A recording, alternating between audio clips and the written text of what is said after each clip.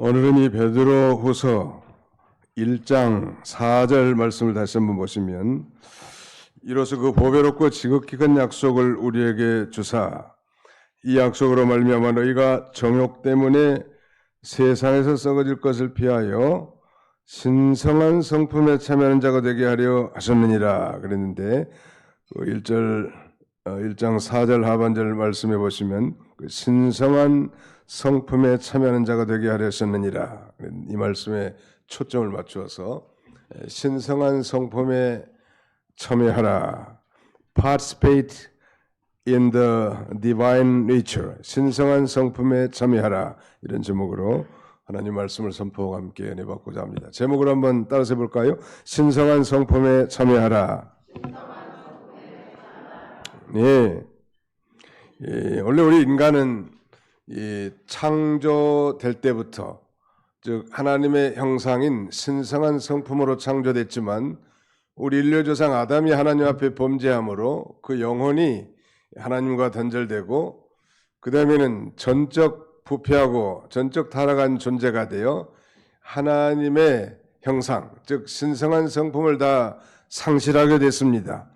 그러나 이제 예수를 믿고 성령 받은 우리 성도들은 이제 날마다 육신의 이 죄악된 본성을 따라 살지 않고 우리 안에 내주에 계신 그 성령님의 인도를 따라, 즉 우리의 이 새 생명, 중생한 영이 성령의 인도를 따라 하나님이 기뻐하신 뜻으로 살 때 우리의 이제 신성한 성품이 회복되어 나가는 것입니다. 좀 어려운 표현입니다만, 신성한 성품에 참여하는 것은 곧 하나님의 형상을 회복하라, 그런 뜻이 되겠고, 옛날 번역대로 말하면 신의 성품에 참여하라 같은 내용이고, 예수님을 닮아가라, 구원을 이루어 나가라, 성결한 삶을 살아라, 다 비슷한 내용이에요. 말하자면 오늘 본문은 특별히 교회 안에 들어온 이 거짓 교사들, 당시 1세기에 만연한 그 영지주의자들의 교회 침투를 통하여 그들의 이 기독교의 그 윤리를 무시하고 소위 도덕적 폐기를 주장했던 그들을 대항해서, 정말 신자라면 성령을 받았는데 이제 신성한 성품을 회복하여 성숙한 그리스도인이 된다면 그 어떤 이단 교리나 그 다음에는 비윤리적이고 비도덕적인 이단 사설을 넉넉하게 대처해 나갈 수 있기 때문에 영적으로 성숙한 그런 그리스도인을 살도록 권면하고 있습니다. 오늘 본문에는 특별히 이렇게 신성한 성품, 하나님의 형상을 회복하고 신성한 성품을 회복하도록, 즉 신성한 성품에 참여하도록 주신 세 가지 선물이 있습니다. 오늘 주보를 보시면 오늘의 말씀, 신성한 성품에 참여하라고 한 이 첫 번째 대지, 신성한 성품에 참여하도록 주신 선물이 세 가지 있습니다. 한번 따라서 해볼까요? 보배로운 믿음, 생명과 경건에 속한 모든 것, 보배롭고 지극히 큰 약속. 예, 신성한 성품, 성품을 다른 말로 하면 속성이라고도 말합니다. 창세기 1장 26절에는 하나님께서 우리 인간을 창조하실 때 당신의 형상을 따라 지으셨다고 했는데, 그 형상이라고 하는 건 바로 성품, 속성 같은 내용입니다. 조직신학에 의하면 이 하나님의 성품에는 두 가지가 있는데, 하나는 일반적인 성품, 이걸 이 공유적인 성품이라고도 하고, 다른 하나는 이 특수적 성품, 즉 특수한 성품, 이건 이 비공유적 성품이라고 말합니다. 이 공유적 성품이란 하나님과 우리 인간이 공통적으로 가지고 있는 속성, 성품, 가령 지혜나 지식, 선의, 거룩, 사랑, 진실, 능력, 이와 같은 성품들은 하나님과 인간이 공유할 수 있는 공유적 성품이고, 오직 하나님만이 소유하고 있는 성품을 특수한 성품으로 말하는데, 예를 들면 이 독립성, 불변성, 무한성, 단일성, 이와 같은 것들을 소위 특수한 속성 혹은 이 비공유적 속성, 하나님만이 가지고 있는 속성이 있다는 거예요. 우리가 불변한 인간은 아니잖아요. 우리 늘 변화무쌍한 인생들이란 말이에요. 하나님은 불변하신 하나님, 단일성, 무한성, 독립성 이런 것들은 하나님만 가지고 있는데 그런 면에서 오늘 이 신성한 성품에 참여라고 하는 것은 바로 일반적인 성품, 공의적인 성품인 지혜나 지식, 선의, 거룩, 사랑, 진실, 능력과 같은 이런 성품을 이제 말하자면 참여하고 닮아가라는 그런 의미라고 할 수 있겠습니다. 하나님께서 이렇게 신성한 하나님의 성품에 참여하도록 성도에게 주신 세 가지 선물은 우리가 리피팅한 대로 그 첫 번째가 보배로운 믿음입니다. 보배로운 믿음. 우리 성도는 자력으로가 아니라 그리스도의 의를 힘입어서 보배로운 믿음을 갖게 됐습니다. 1절 보실까요? 같이 한번 읽어봅시다. 1절로 2절 시작. 예수 그리스도의 종이며 사도인 시몬 베드로는 우리 하나님과 구주 예수 그리스도의 의를 힘입어 동일하게 보배로운 믿음을 우리 함께 받은 자들에게 편지하노니 하나님과 우리 주 예수를 알므로 은혜와 평강이 너희에게 더욱 많을지어다. 그리스도인은 자력으로가 아니라 그리스도의 의를 힘입어서 보배로운 믿음을 선물로 받은 자란 말. 예수 그리스도를 믿는 믿음은 확실히 하나님이 주신 선물이. 여러분 오늘 여기 앉아 계시지만 믿어지기 때문에 이렇게 주일마다 앉아서 하나님 앞에 나 같은 죄인을 구원해 주시고 그 위대한 선물을 주신 하나님의 성호를 찬양하고 영광을 돌리는 거 아니에요. 믿어진다는 것. 이건 대단한 선물이. 우리가 전도해보지만 그래서 교회를 여러 번 왕래하긴 하지만 믿어지지 않는 그런 분들이 많이 있단 말이에요. 근데 우리는 그 사실 같지 않는 사실, 예수님의 동정녀 탄생, 그의 십자가의 죽으심, 그의 부활하심, 그의 성천하심, 이와 같은 일들이 말하자면 성령으로 우리 마음에 확실히 믿어지고 아멘이 된다는 말. 믿어지십니까? 네. 그래서 선물이에요. 성령께서 어느 날 처음에는 교회 나올 때 다 믿어지는 건 아니죠. 어느 날 성령께서 특별히 선포된 하나님의 말씀이 내 마음에 확실하게 믿어지면 그야말로 예수님을 인격적 체험적으로 만났다고 이렇게 말씀할 수 있을 것 같습니다. 그런데 믿음은 믿음인데 왜 이 보배로운 믿음이라고 했을까? 즉 신성한 성품을 닮아가기 위해서 신성한 성품에 참여하기 위해서 우리에게 주신 그 첫 번째 선물은 바로 보배로운 믿음인데 왜 보배로운 믿음이라고 했단 말이에요. 이 보배라는 건 아주 귀하고 소중한 것을 의미하죠. 우리에게 주신 이 선물인 믿음이 보배로운 것은 그 믿음이 예수 그리스도의 보배로운 피로 말미암아, 즉 예수 그리스도의 보배로운 피로 이루어진 그 속죄로 받은 믿음이기 때문입니다. 뿐만 아니라 이 보배 덩어리 같이 믿음으로 말미암으면, 즉 예수 그리스도를 믿음으로 말미암아 말하자면 보배 덩어리와 같이 귀중한 것을 얻는다는 말. 가령 이 사제의 은총, 구원의 축복, 또 하나님 앞에 의롭다 칭하심, 양자됨, 그 다음에는 영생, 천국의 기업, 이런 것들은 다 보배 덩어리 같이 귀중한 거예요. 그래서 우리의 믿음을 보배로운 믿음을 주셨고, 이런 보배로운 믿음을 준 것은 그것을 근간으로 해서 이제 하나님의 자녀답게 하나님의 형상을 회복하고 신성한 하나님의 성품을 참여하고 닮아가도록 우리에게 준 것입니다. 2절의 말씀 보시니까 하나님과 우리 주 예수를 알므로 은혜와 평강이 너희에게 더욱 많을지어다. 한번 따라서 해봅시다. 하나님과 우리 주 예수를 알므로 은혜와 평강이 너희에게 더욱 많을지어다. 이 문장을 자세히 보면 은혜와 평강이 풍성해지기를 원한다면 하나님과 우리 주 예수 그리스도를, 즉 하나님과 우리 주 예수 그리스도에 대한 지식이 더 깊어지고 풍성해지면 가능한 거죠. 하나님과 우리 주 예수를 알므로 은혜와 평강이 너희에게 더욱 많을지어다. 이 은혜라고 하는 건 이 구원의 은혜라고 말씀드릴 수 있고, 평강은 특별히 이 영적인 평강, 에이레네라고 할 수 있습니다. 즉 구원받은 결과로 말미암은 그 은혜와 평강이 이 베드로후서의 수신자들에게 넘치기를 바라는 Grace and peace be yours in abundance through the knowledge of God and of Jesus our Lord. 우리 하나님 아버지와 주 예수 그리스도에 대한 지식을 통하여 은혜와 평강이 여러분들에게 풍성하게 임하기를 원합니다. 그런 편지를 지금 쓴 거예요. 그다음에 두 번째는 생명과 경건에 속한 모든 걸 주셨습니다. 거기 3절에 보십시오. 그의 신기한 능력으로 생명과 경건에 속한 모든 것을 우리에게 주셨으니 이는 자기의 영광과 덕으로서 우리를 부르신 이를 알므로 말미암음이라. 생명과 경건에 속한 모든 걸 주신 거예요. 뭐 하려고? 예수님 닮아가라고. 신성한 성품에 참여하라고.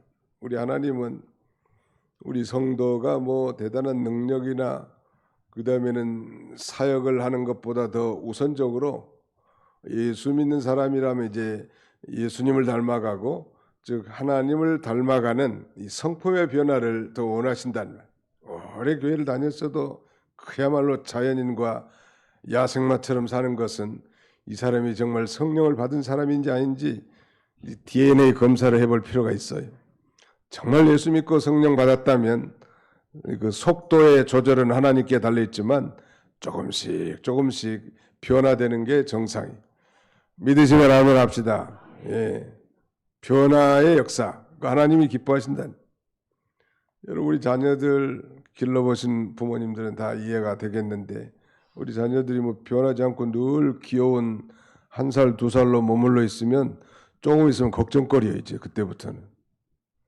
안양에서 목회하는데 어떤 영업 그 자동차 회사 영업 부장을 그 장로님 친구라고 전도해 왔는데 부인이 안 와요. 그래서 부인은 왜 오지 않습니까? 물었더니 부인은 그 아이를 봐야 된다는. 아이라고 하니까 어떤 아이인가 궁금했는데 나이는 한 30이 됐는데 정신 연령은 한 2-3살 되는 거예요. 덩치는 소만해가지고 교회 오면 다 괴성을 지르면서 성도들 놀라게 하고 힘들 것 같아서 자기 부인은 집에서 그 아이를 본 아이가 아니라 어른 아니 얼마나 그 부모의 마음에 짐이 될까 하는 그런 생각을 해봤습니다.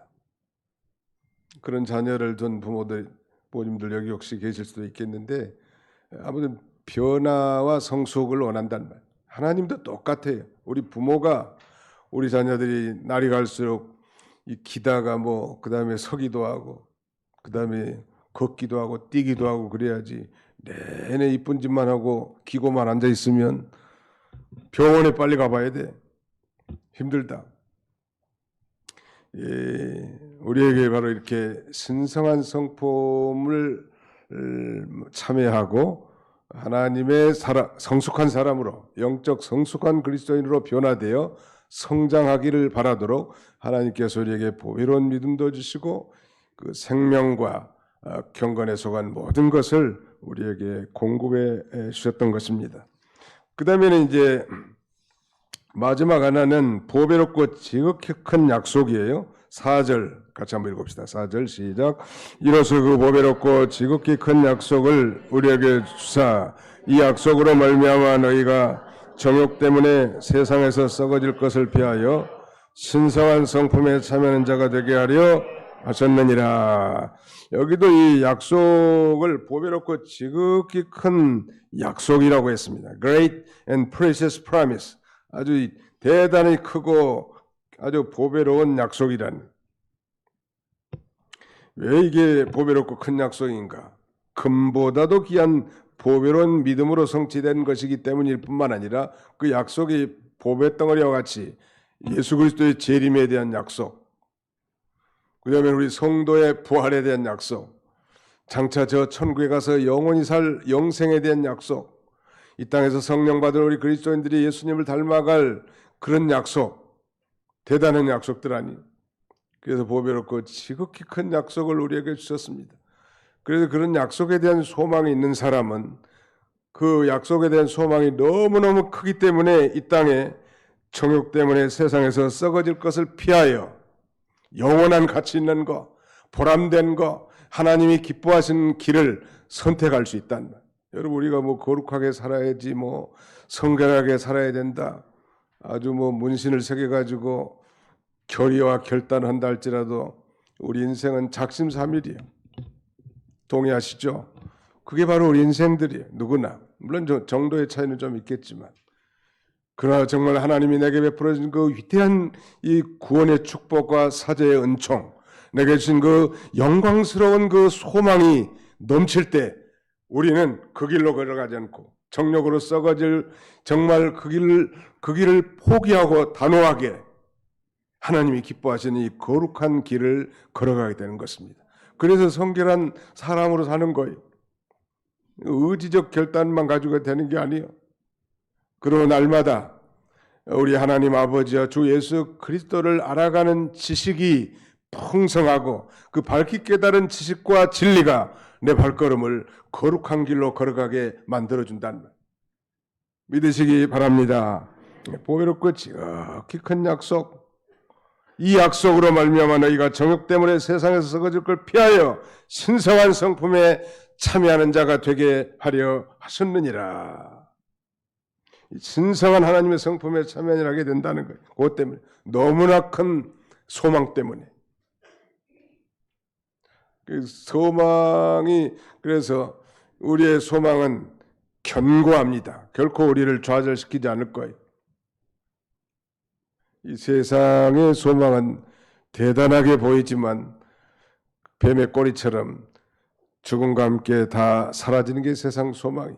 부나 권세, 영광과 쾌락, 그 모든 것들이 다 이제 송곳처럼 가늘어져서 사라지지만 우리 그리스도인들의 이 소망,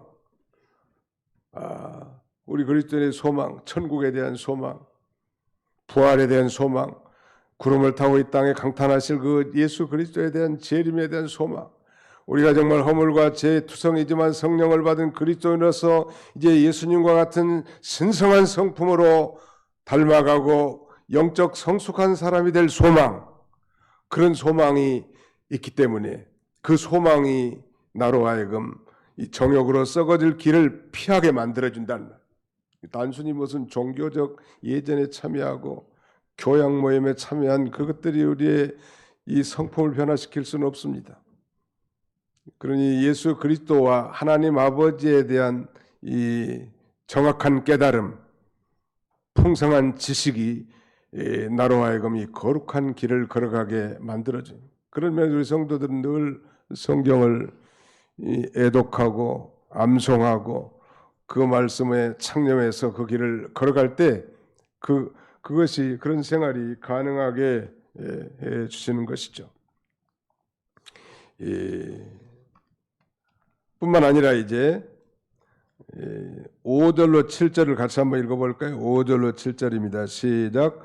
그러므로 너희가 더욱 힘써 너희 믿음의 덕의 지식을, 지식의 절제를, 절제의 인내를, 인내의 경건의 형제 우애를, 형제 우애의 사랑을 더하라.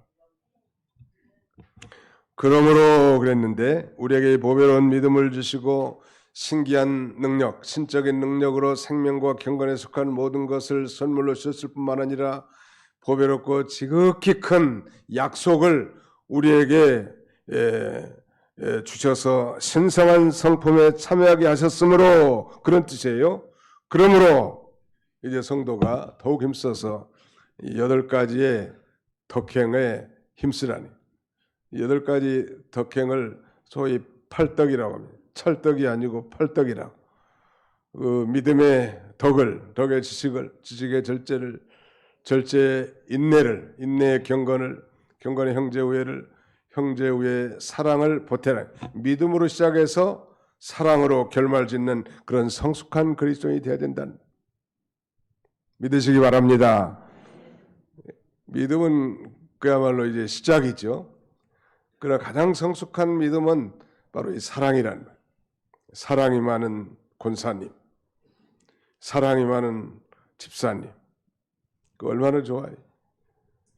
교회는 오래 다녔는데 뭐 전혀 이기적이고 자기밖에 모르고 자기중심적이고 세상중심적이고, 그렇다면 심각한 문제 있는 거예요.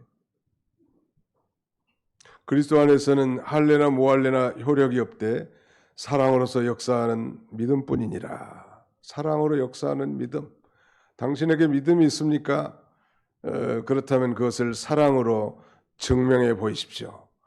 정말 사랑은 가장 결정체, 믿음에다 덕을 보태고 덕에다가 지식을 보태고 지식에 절제를 보태고 절제에 인내를 보태고 인내에다가 경건을 더하고 경건에 형제 우애를 더한 다음에는 이제 사랑의 사람, 이 사랑으로 이제 결정을 지어야 된다는 말.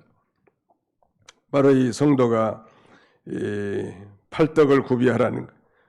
더욱 힘쓰라는 것은 우리의 신자의 성결은 하나님의 능력에 의해서 이루어지지만 그걸 성취하기 위해서는 우리 성도들의 적극적인 노력이 요청됨을 의미하는 것입니다. 이게 신성한 성품에 참여하는 자의 삶은 성결한 삶이에요.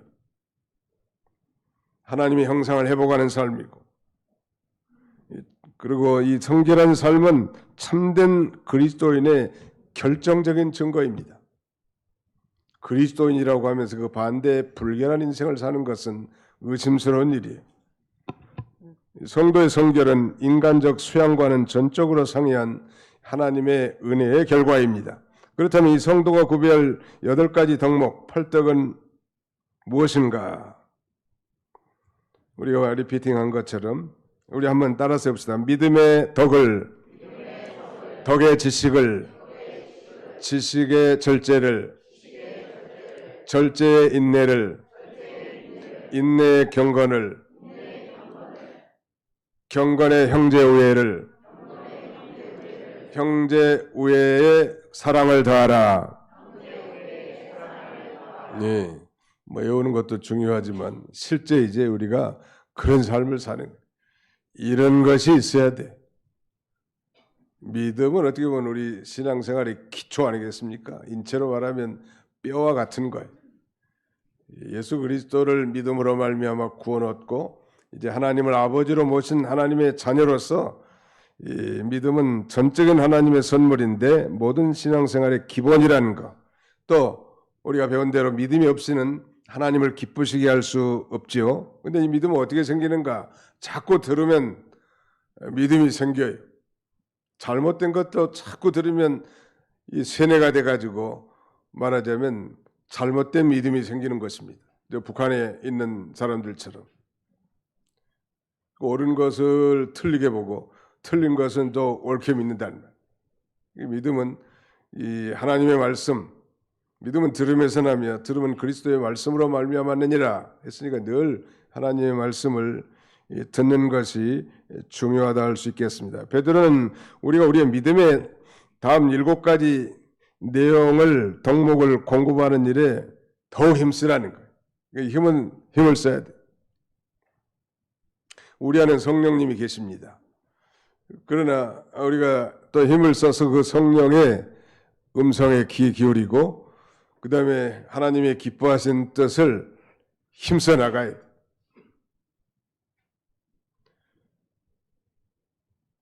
그래서 이 바울 사도는 골로새 교회 편지에 골로새 1장 29절을 보면 그러므로 내 속에서 역사하시는 이의 역사를 따라 내가 힘을 다하여 수고하노라. 자기 속에 역사하신 이는 성령님이죠. 성령님은 모든 진리 가운데로 우리를 인도하시고 또 하나님의 기뻐하신 뜻을 행하게 한다는 말. 그때 우리는 가만히 있는 게 아니라 순종하는 거예요. 다른 사람을 도와주고자 하는 마음을 주셨다. 그건 성령의 역사지요. 주셨는데 뭐 나는 가만히 움직이지도 않고 행동하지 않는다면 그 성령을 근심하게 만드는 거예요. 내 속에서 능력으로 역사하신 이의 역사를 따라 힘을 다해 수고해 나가는 것처럼 우린 이미 보배로운 믿음, 이 하나님의 신적인 능력으로 생명과 경건에 속한 모든 것, 그리고 보배롭고 지극히 큰 약속을 주셔서 이제 하나님의 형상을 회복하고 신적인 성품을 따라 이제 장성한 영적으로 성숙한 삶을 살기를 원하는데 믿음도 쓰지 않고 그 다음에는 가만히 있어서 되겠냐는 말이에요. 바울 사도, 베드로 사도는 지금 2번씩이나 더욱 힘쓰라는 뒷부분에서는 더욱 힘써 너희의 부르심과 택하심을 굳게 하라. 왜 하나님이 나를 창세전에 그리스도 안에서 이 선택해 주셨는가? 왜 하나님께서 때가 되면 나를 이 성령으로 불러주셨는가? 뭐 잘 먹고 잘 살고 뭐 이 세상에서 엔조이하기 위해서 불러주셨는가? 그렇지는 않을 거란 말.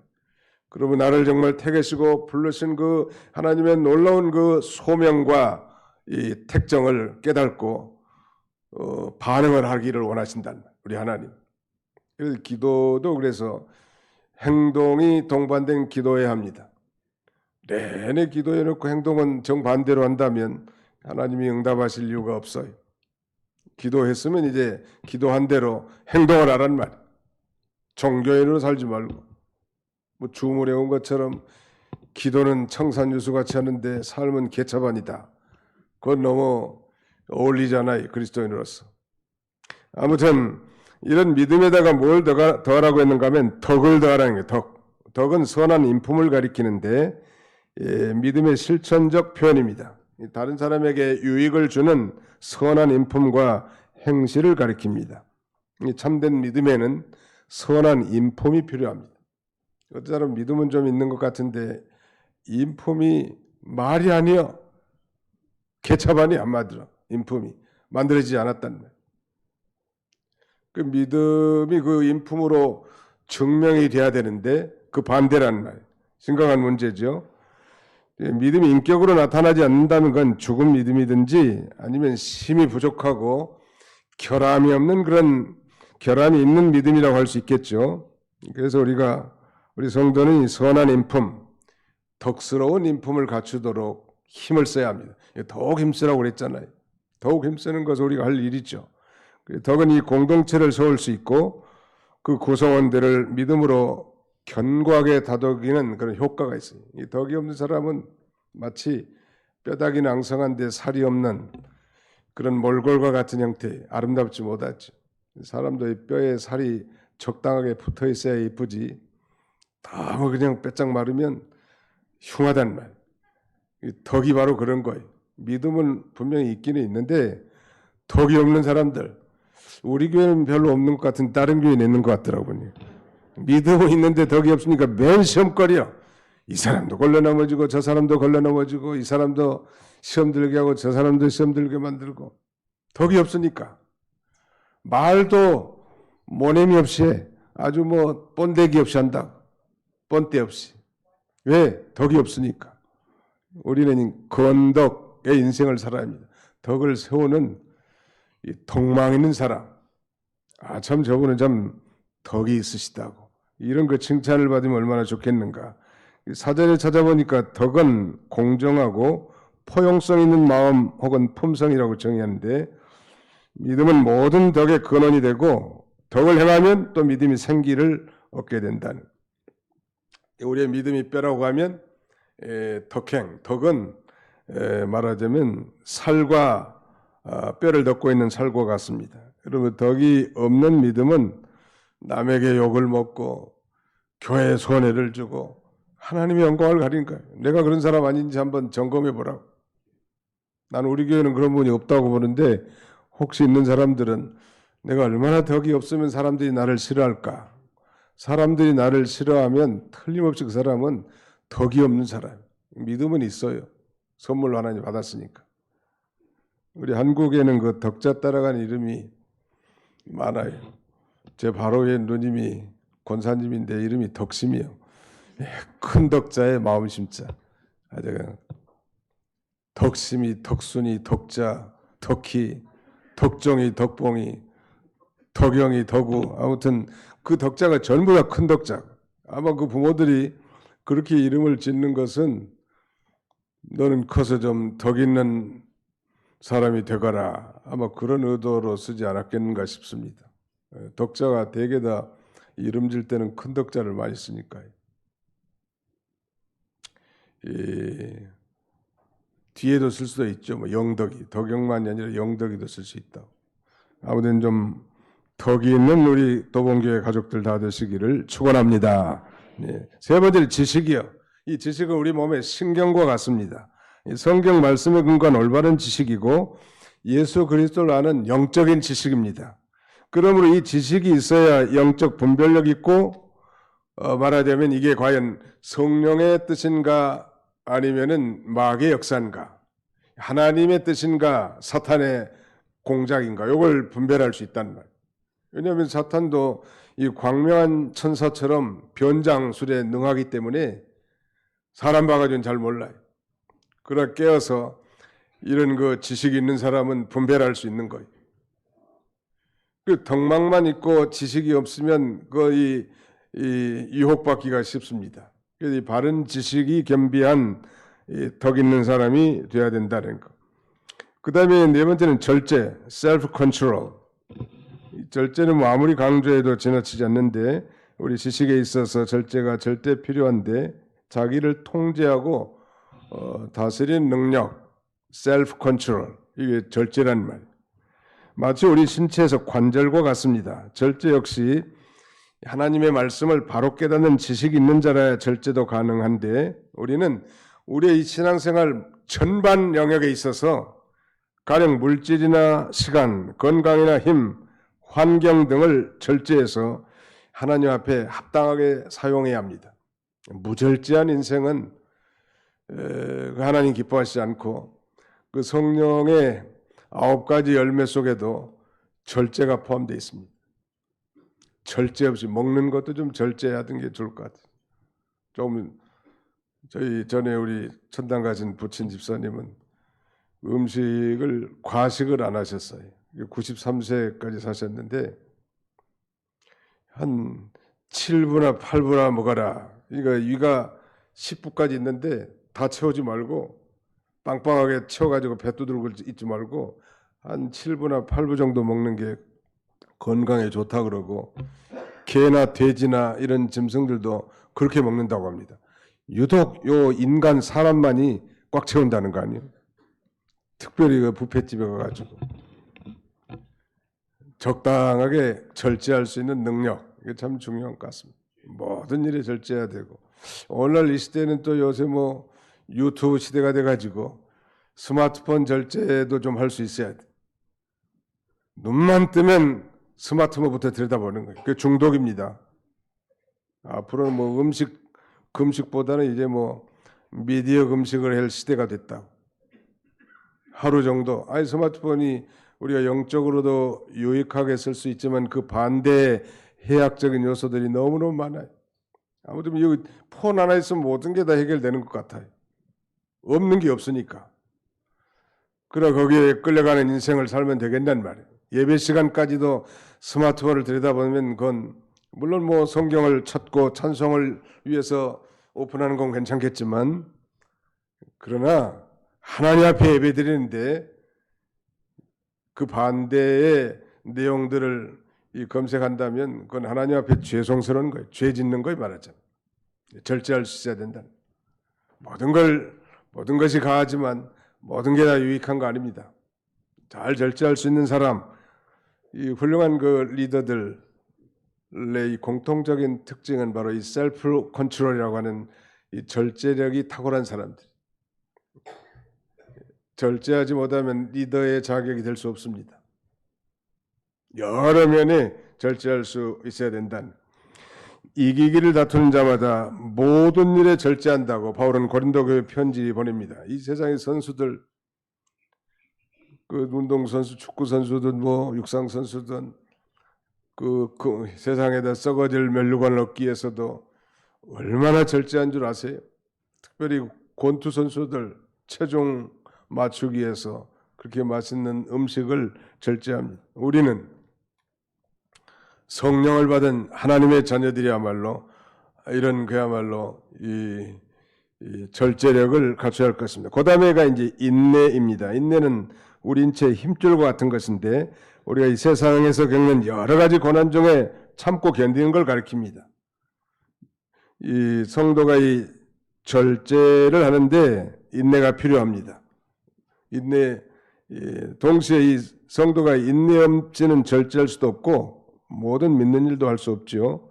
우리는 우리의 기도에 대한 응답을 기다릴 때도 인내가 필요하고 고린도전서 13장에 보면 그 사랑의 속성을 15가지로 나열했는데 거기에 인내, 즉 오래 참음에 대한 내용들이 여러 번 반복되어 있습니다. 즉 우리가 형제를 사랑할 때도 오래 참는 것. 우리 부모가 자녀들을 오래 참으면 자녀 12벌 변하듯이 제대로 이제 쓸만한 자녀로 이렇게 탈바꿈 되는 것처럼 교회 안에서도 모든 사람에 대해서 오래 참아야 돼. 믿으시면 아멘 합시다. 오래 참는 거. 지금 천당간 미국의 LA 동부교회 이용규 목사님이 한국에 와서 그 사경에 한데 들어보니까 그 인내, 오래 참음에 대해서 강조하시는데 성도는 잘 참아야 된다. 그러면서 그분의 캐치프레이즈는 참고 또 참고 끝까지 참읍시다. 그걸 강조하더라고. 나도 그 좋아서 기억하고 있는데 한번 따라해봅시다. 참고 또 참고 끝까지 참읍시다. 부부간에도 그냥 목에서 입에 나올 한마디 내 뱉을 수도 있지만 참으라. 혀를 깨물러서라도. 그 한 번 못 참아가지고 안 할 말 했다가 가정이 깨지고 자녀들이 상처받고 교인들이 떠나고 이런 일들이 얼마나 많은지 알 수 없어요. 참고 또 참고 끝까지 참으라. 뭐 참을 인자 3개면 살인도 면한다는 말 있죠. 잘 참아야 돼.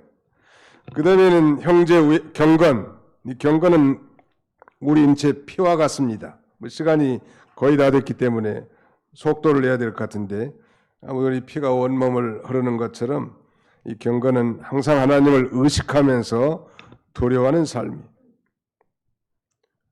야고보서에는 그 참된 경건에 대해서 증언하기를 참된 경건이란 자신에 대해서는 자신을 지켜 세속에 물들지 않게 하는 것이고 다른 사람에 대해서는 환난 중에 있는 이 고아나 가부를 돌보는 것일 뿐만 아니라 하나님께는 하나님 앞에서는 이 정직함, 즉 하나님 앞에 바로 사는 것이다. 이렇게 정의하고 있습니다.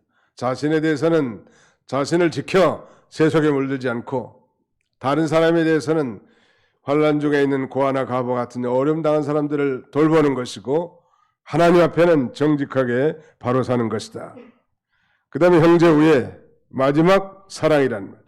형제를 사랑하고 화목하는 것이 소위 필라델피아 형제 우애입니다. 이것은 우리 몸의 각 지체들이 서로 화합하는 것과 같습니다. 믿는 형제들은 그리스도에다 한 피바다 한 몸을 이뤘기 때문에 자연적으로 형제 우애가 나오게 되는데 이 불신 친척보다도 사실 예수 믿는 형제 자매가 훨씬 더 가깝죠. 그리고 마지막 사랑, 이건 우리의 인체 피부와 같습니다. 피부, 온 우리 육체를 다 덮고 있는 피부, 영적인 최고의 사랑, 아가페 사랑이죠. 이 사랑은 우리를 사랑하신 하나님의 사랑과 같은 거룩하고 무조건적이고 이타적이고 자기 희생적인 그런 사랑이 있죠. 이 아가페 동기는 바로 사람이 하나님의 형상으로 지음받았다는 데서부터 생기는데 우리가 요약하자면 이렇게 믿음의 진보, 신앙의 영적 성숙은 그 기초적인 그 믿음에다가 이제 말하자면 이 형제우애까지를 더하고 그다음에 마지막 사랑으로 최종 결실을 하게 되는 것입니다. 최고 좋은 건 사랑이에요. 최고 좋은 명약은 사랑이. 교회 안에도 그래서 사랑이 철철 넘쳐야 돼.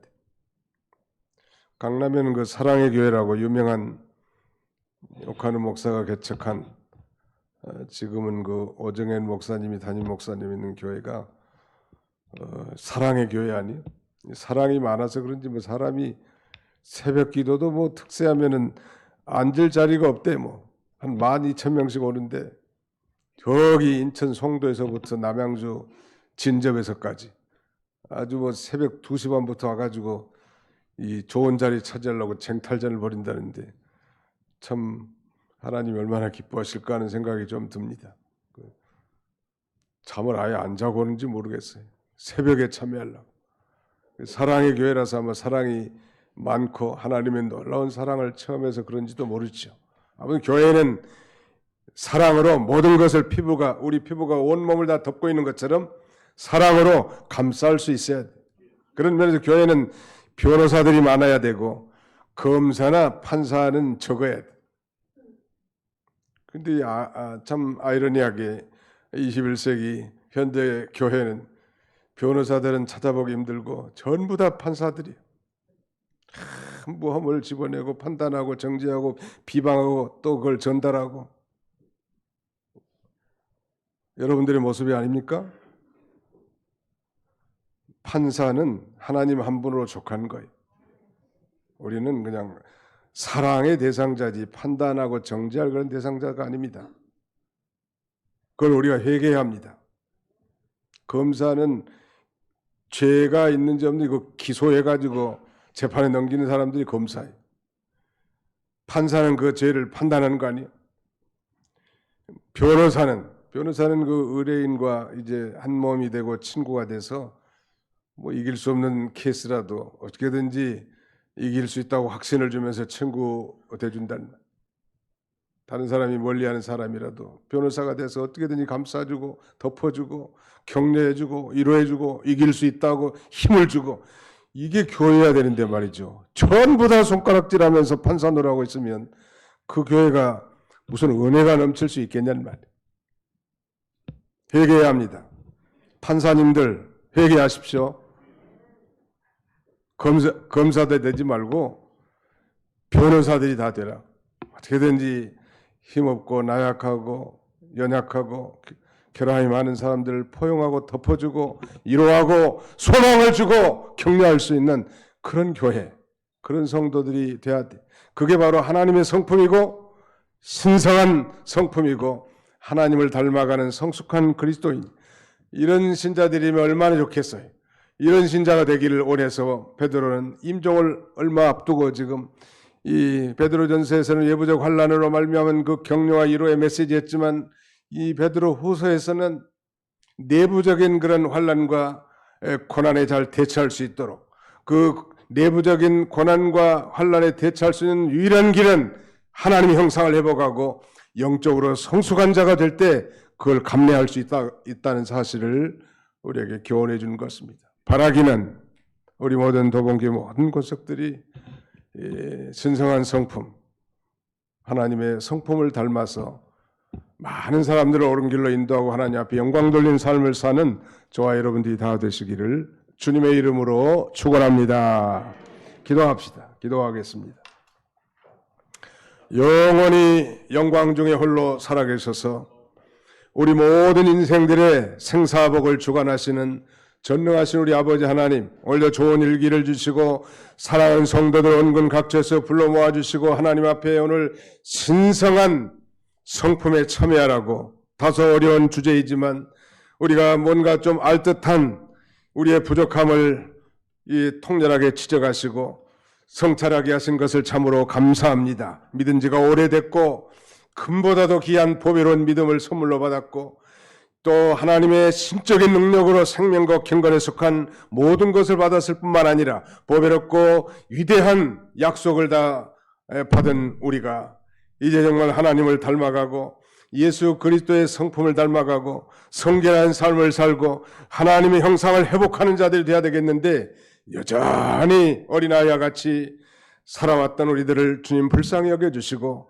통렬하게 회개하며 이제 영적 성숙한 자가 되어 이 세상의 여러 가지 이 잡다한 유혹과 사상에 동조되지 않고 잘 분별하며 믿음으로 이 성공적인 길을 걸어갈 수 있는 우리 모든 교우들이 다 되도록 축복해 주시옵소서. 자비로우신 우리 아버지 하나님, 오늘도 마음과 정성과 뜻과 온전한 힘을 기울여 종일토록 우리 하나님의 성호를 찬양하며 예배를 통하여 하나님 앞에 영광 돌리는 우리 모든 성도들이 다 되게 해 주시옵소서.